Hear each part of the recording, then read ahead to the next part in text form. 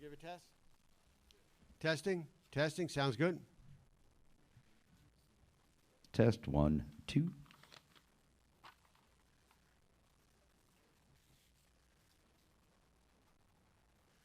Testing red.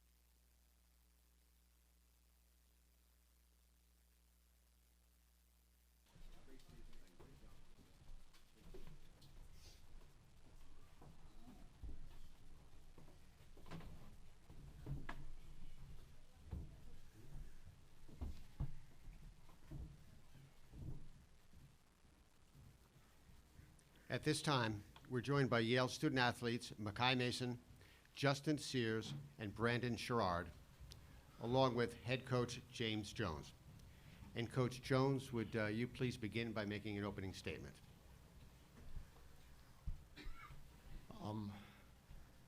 It's kind of a tale of two halves.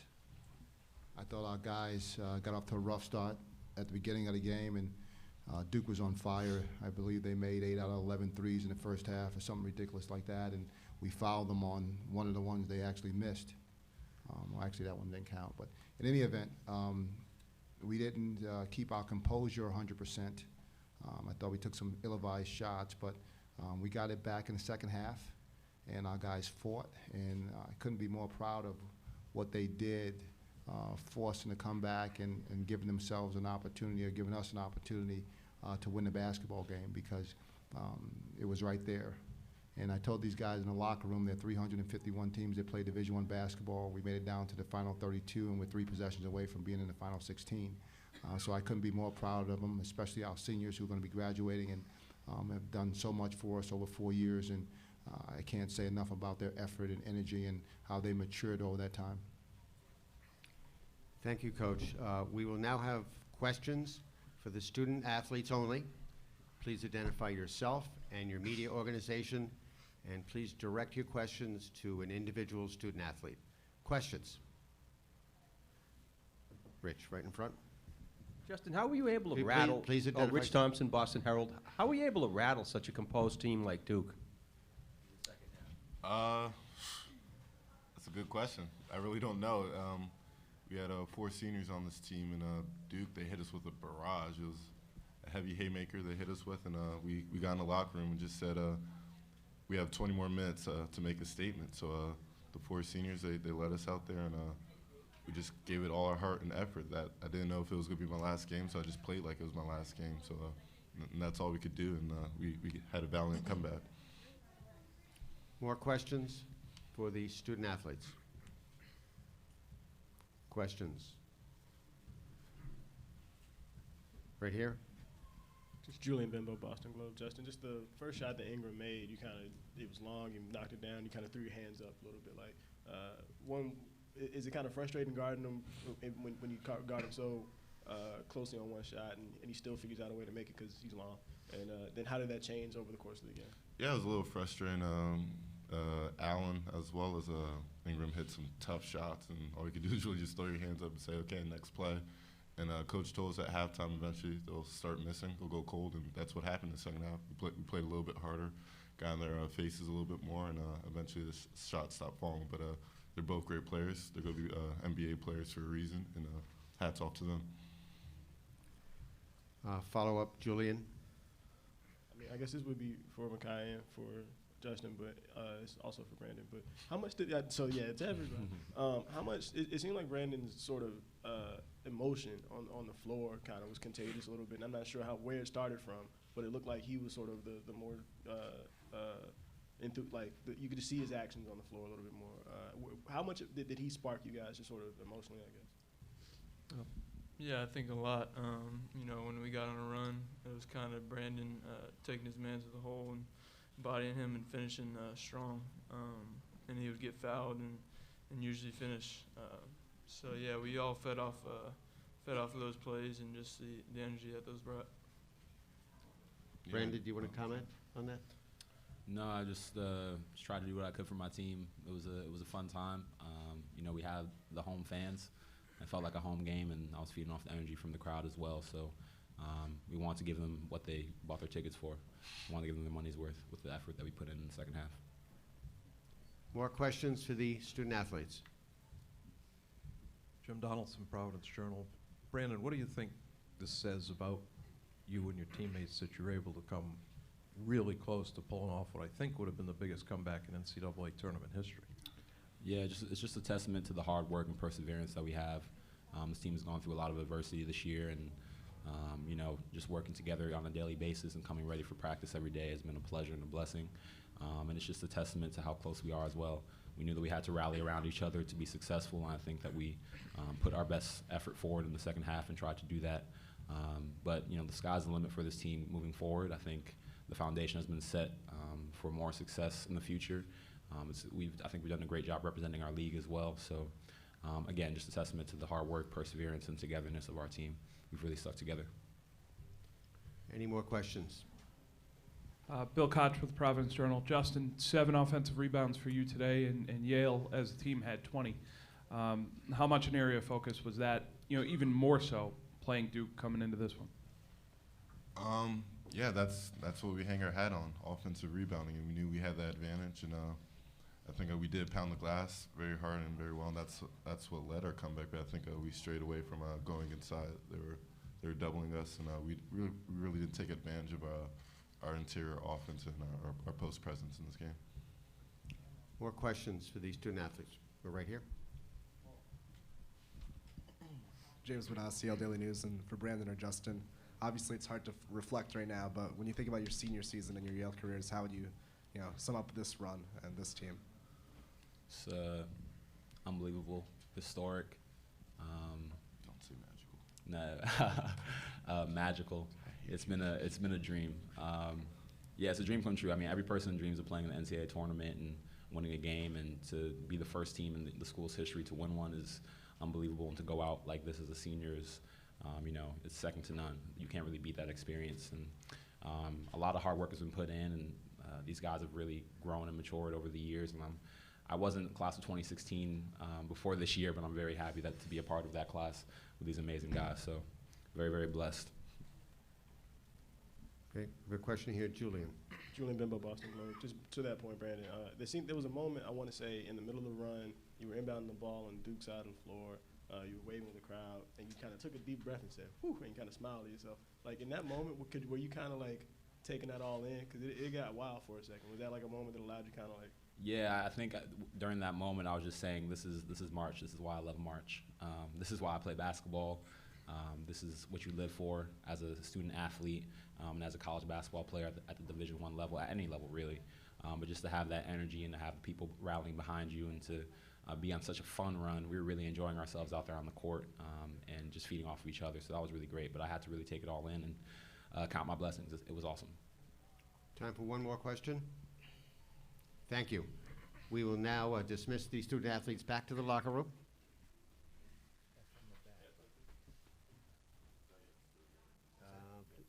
Leave that there for now. We'll get it to you. We'll get it to you. I'll make sure you get it. I'll make sure you get it.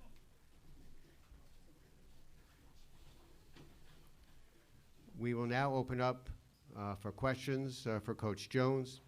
Please, again, identify yourself and your media organization. Right in front.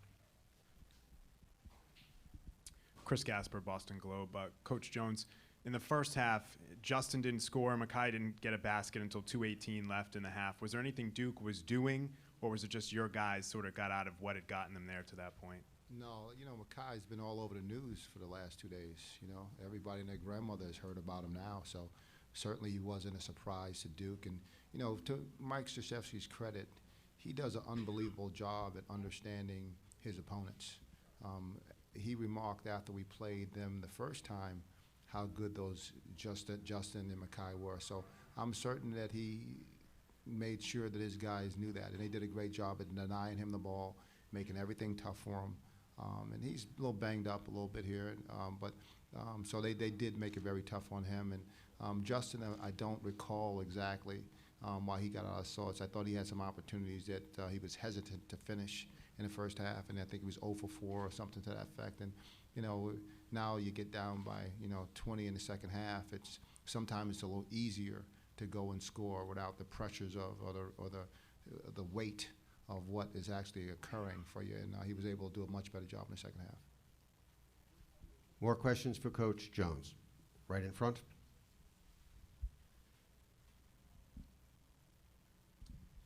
Gethin Coolball with the Sports Exchange. James, what did it mean to you this weekend to have Joe here, and did you pick his brain at all throughout the weekend? My brother Joe? Yeah. Oh, it's great to have your family be part of this. I mean, he's just one of many family members. And the one thing about Joe, he certainly understands what I'm going through as being a coach. And, there aren't too many people other than maybe my wife that really fully understand what it is that we do on a daily basis. So it's great to have him here. And, we didn't speak much. There's not much time to do a lot of things like that. You know, I've kind of felt like, you know, Coach Krzyzewski for a couple of days here in terms of how many different obligations you have to have outside of actually coaching your basketball team. It was a thrill to have him here as well as the rest of my family. More questions? James Bonaccio, Daily News. Coach, your team this season, it's really only lopsided defeat came against Albany. You didn't have Justin Sears for that. It was during a long trip. Did you have any doubt that your team could come back after that first half deficit? Thanks for reminding me of that, James. I had completely forgot about it till you just brought it up. No, I didn't have any doubts about our team being able to come back. I told them at halftime that what happens in a game like this, when you go up by 23 points in the first half, or whatever the halftime score was, the team has a tendency to relax a little bit just by nature. And you can tell your guys all you want in the second in halftime, all you want, but there may be some relax. But I knew they wasn't 23 points better than us, so I knew we were going to have a chance to come back and be better. You know, we talked about getting to the point with 5 minutes to go, having a chance to win the game, and we got it there. And I thought we had some opportunities that we actually literally let slip through our fingers. But yeah, I felt comfortable with this team because all year long they have done what we've set out to do on most occasions. And, you know, just rebounding the ball and sharing it. I thought we had some great opportunities looking for each other in the second half, and it was fun to be part of in that run trying to get back in the game. More questions for Coach Jones?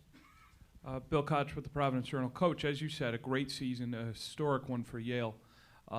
In that respect, how important was it for your guys to show what they did in the second half and make this a competitive game down the stretch? Well, the last thing you want to do is go out in your last game losing by 40. Nobody likes the way that tastes. So it certainly was important. Now, you know, our guys will, you know, digest this and know and think and, well, God, you know what, if we would have played a better first half, maybe we would have had a better opportunity. But they know in their hearts that they deserve to be on the floor and that they proved it. And I think that will make it a little easier to digest. More questions for Coach Jones? Anybody else? Thank you.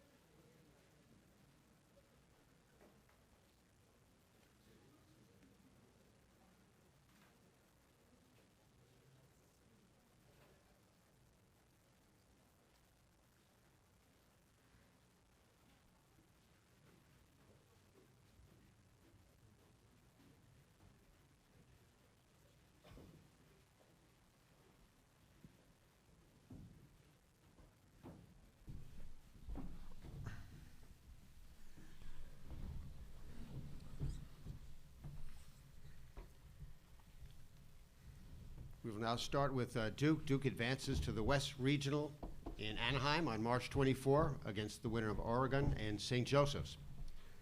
We're joined by Duke student athletes Grayson Allen and Brandon Ingram, along with head coach Mike Krzyzewski. And Coach Krzyzewski, would you please start off with an opening statement? Yeah, well, the tournament's crazy. And you saw 2 games today where all 4 teams won a half. Yeah, and thank goodness, for us, we won, the last minute of the second half. And we knew going into the game we're playing a championship level team and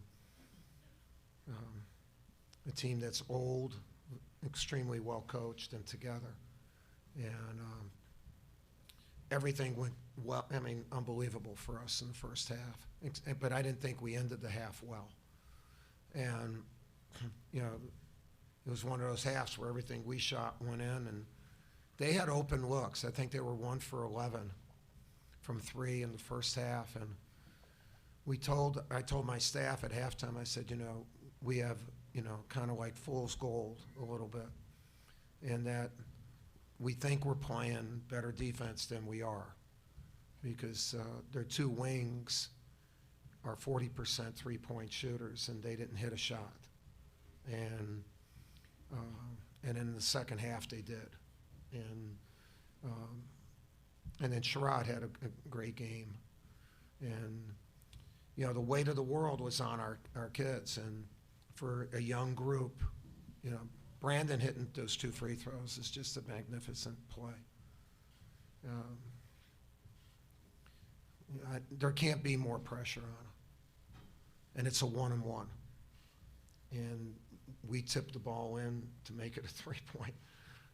I don't think they tipped it in. I think we tipped it in. And so it was one of those things where everything, okay, basketball gods, what else are we going to do in here now? And they put Brandon Ingram on the line, and he came through. And so we beat a heck of a team. You can't simulate that type of game pressure. And for our kids to respond, the 1-3-1 helped us immensely. And then to hit those free throws down the stretch were terrific. And we're very proud of winning our 25th game and being a Sweet 16 team. It's a heck of a thing for this group. Thank you, Coach. We will now open up to questions for the student athletes only. Please identify yourself and your media organization and direct questions to a particular student athlete.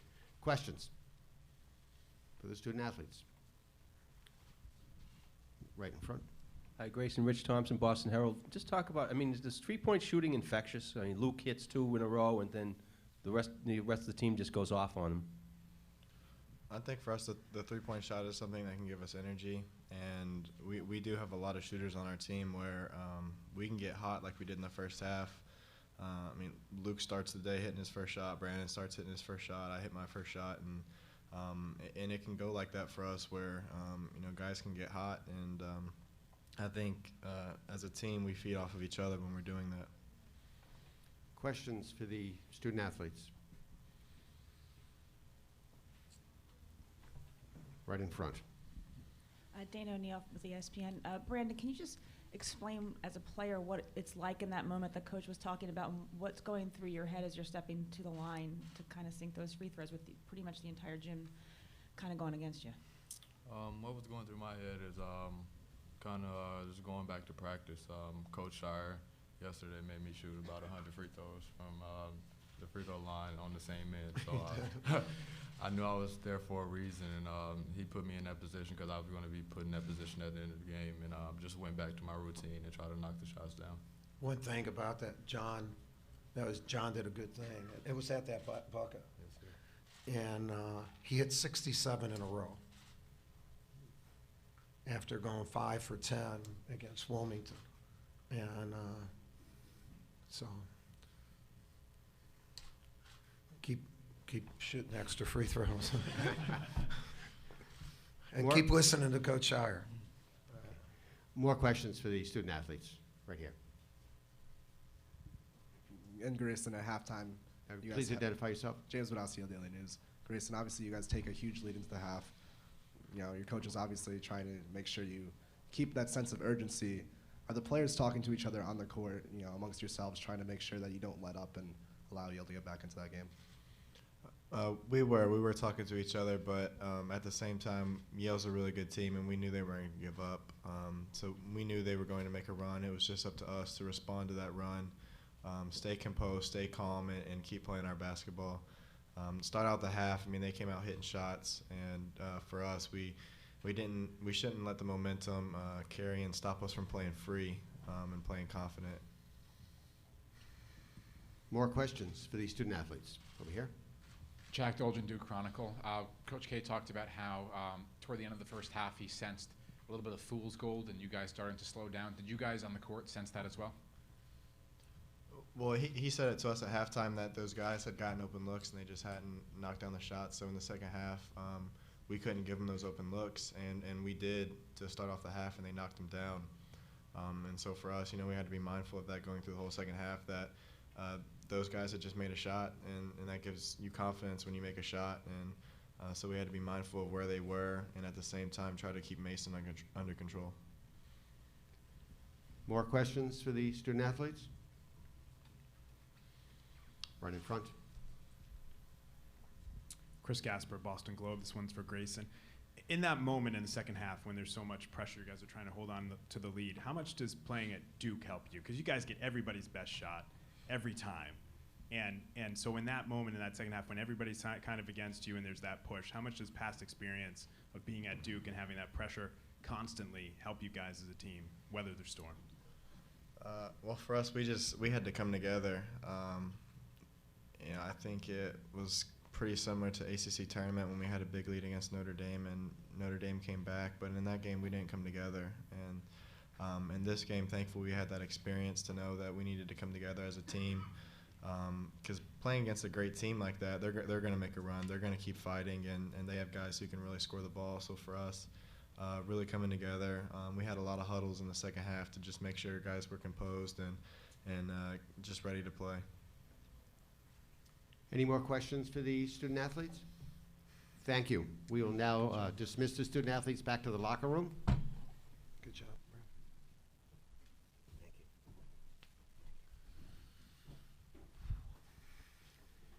We will now open up for questions for Coach Krzyzewski.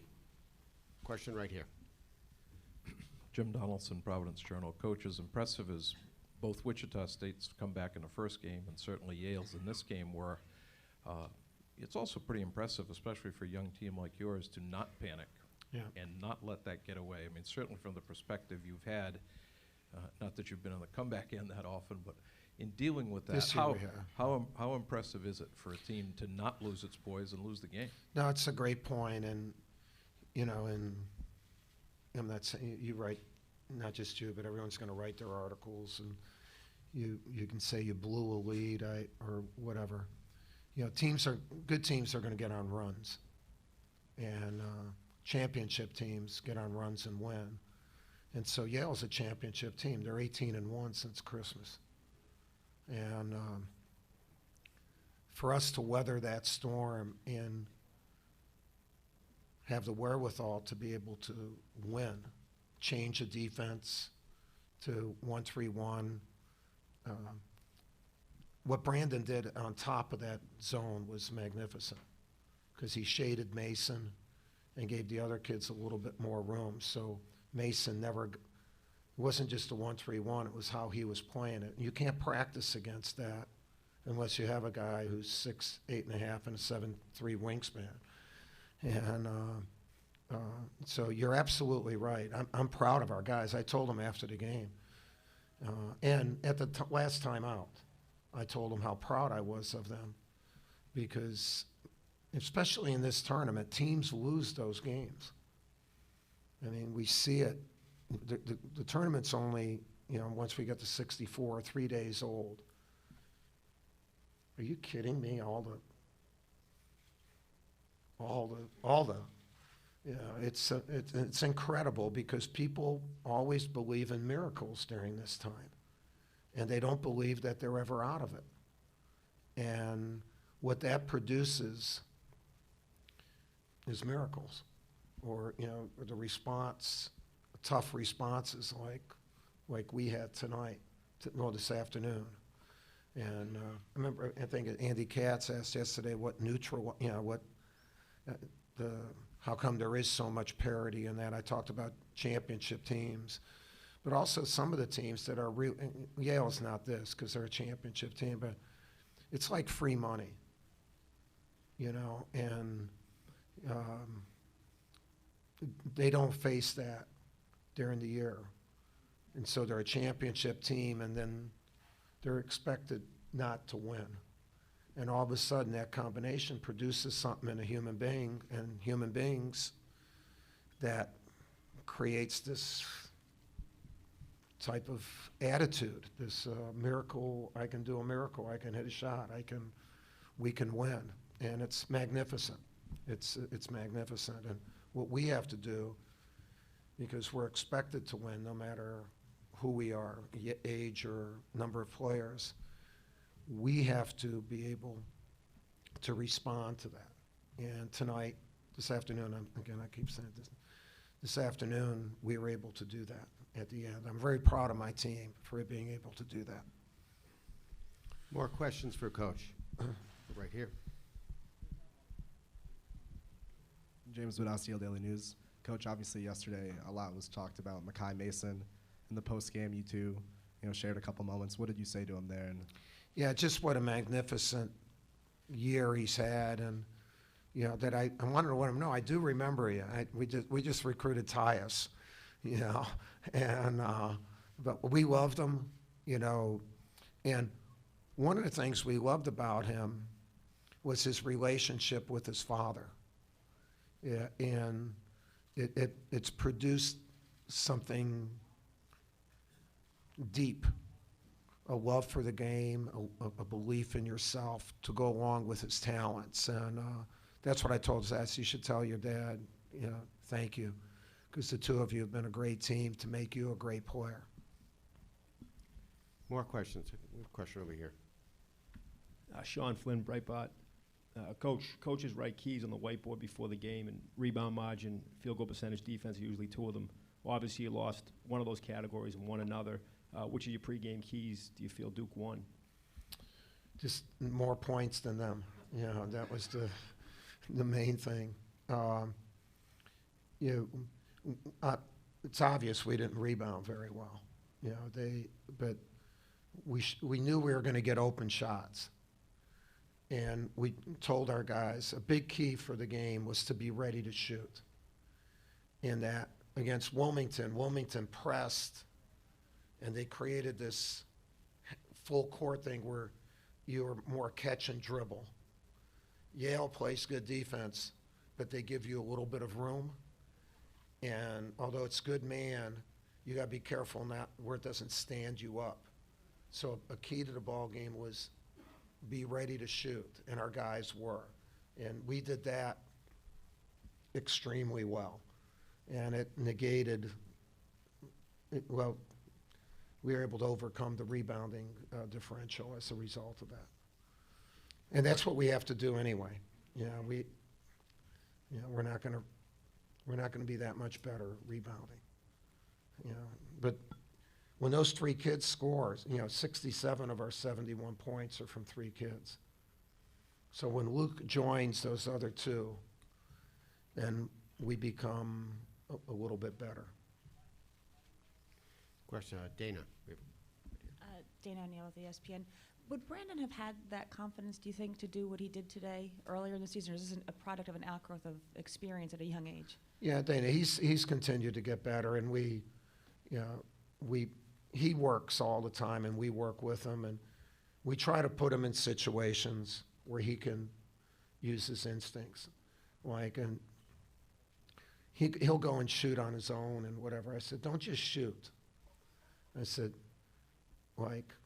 try to, when you're doing it by yourself, and we do it when we're working with him, just create a shot. You're good enough to create shots. And then if you hit them, someone's going to say that I taught you that. And And so we put that in his mind that it's okay to kind of be you. And, you know, he's gotten better and better. And he deserves that. He's not a plant that should be put in a jar. He's a plant that should be allowed to grow. And he's grown immensely. More questions right in front. Mike, Rich Thompson, Boston Herald. I believe it's your 23rd trip to the Sweet 16. My question is, can you really appreciate this group for how hard they had to work to get to this one? Yeah, I think I appreciate him more than anybody, because I've said it since Emil went out, that we might not make the tournament. And, you know, Chase has started to play well this last month, but basically we're a six-man team. And, you know, Chase and Brandon aren't going to be 19 until next September. You know, they're 18 years old. Derek is 18. And so I have an unbelievable appreciation for it. That's why Grayson carrying us a lot, and then Marshall Plumlee has been as valuable a guy as we've had, and because he's played all these minutes. And when he didn't have a good scoring night tonight, but he played well. And our house is on a cliff, and we hope it doesn't rain. You know, and that's who we've been. And so I really have an appreciation for that. And, you know, it's not what the teams that I've coached have done. It's what this team is doing, and be in their moment. So, I've coached a lot of I've coached more NCAA games than anybody. And, but I tell you what, I don't know if you probably shouldn't watch me very much, but if you did, you'd see a very excited and emotional coach who, you know, looks not age-wise or physique-wise like he was when he was a coach at Army. And that's what each of my teams deserve from me and my staff, is that level of commitment. Okay, we have time for one more question. We'll go right over here. Thanks. Jack Dolgen, Duke Chronicle. You've talked throughout the year of the importance of face, of how you come off on the court and off the court. Toward the end of the first half, when there was a 6-2 run for Yale, did you see that maybe that was slipping a little bit for you guys? Not so much the face, but Grayson was in a zone there, you know, like and when he hit the last one, he came back, and he didn't know who he had, and he was in La La Land. And that's what I saw. And they got open, and then he commits that dumb foul. I mean, he fouled in the last, like, what are you doing? So it wasn't like it was a face of neglect or scared or anything. It was just La La Land. You know, like, where are you, man? You know, get back in the game. So it's tough to change that. It's you know, we're young, and so we acted young. They're old, and they acted old, and it produced that second half. So they were good, though. They were really good, and then we helped them. So, yeah, look, I know that's the last question. I want to thank the people here in Providence. What a great setup. I know there's so many volunteers. This was a great site.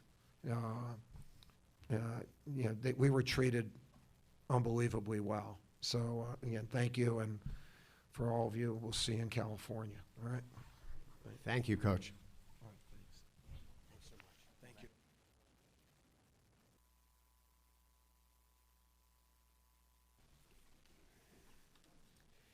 Just have a few quick announcements. Duke is moving on to the Sweet 16 for the 25th time in program history and 23rd time under Coach Krzyzewski, the most for any coach with one school in NCAA history. The win today is the 90th NCAA tournament win for Coach Krzyzewski, which is an NCAA record. Duke is going to the Sweet 16 for the 15th time since 1998. the most of any school over that span. Brandon Ingram now has 600 points this season. He is the third Duke freshman to score 600 points in 1 year, joining Jabari Parker and Jaleel Okafor. Thank you very much.